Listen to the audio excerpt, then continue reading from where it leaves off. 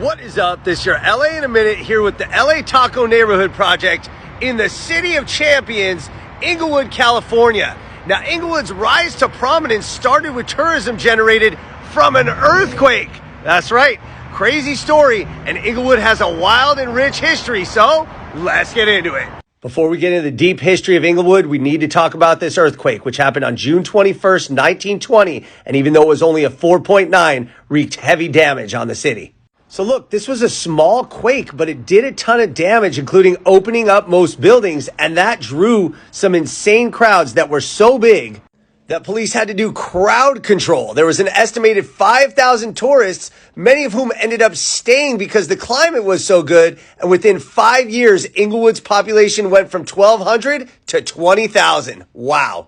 The site of modern-day Inglewood, as well as the climate, have long drawn people to Los Angeles' southwest. The Aguaje de Centinela hot springs, memorialized today in Edward Vincent Jr. Park, were vital to the native Tongan people, as well as the pobladores in 1781.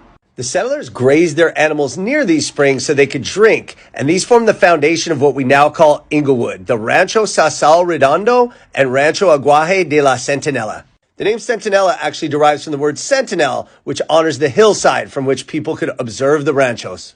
Barley farmer Daniel Freeman is considered the founder of contemporary Inglewood, who purchased the two ranchos. He established the Inglewood Centinela Land Company in 1887 to develop the city, subdividing it, focusing on the microclimate, and calling it the most fertile land in Southern California. Inglewood would officially be incorporated in 1908.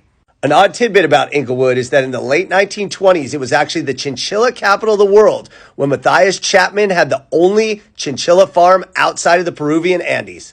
As Inglewood developed, it was a whites-only city with a KKK presence, and there was a vicious attack and raid in 1922 when the members of the KKK attacked a suspected Mexican bootlegger.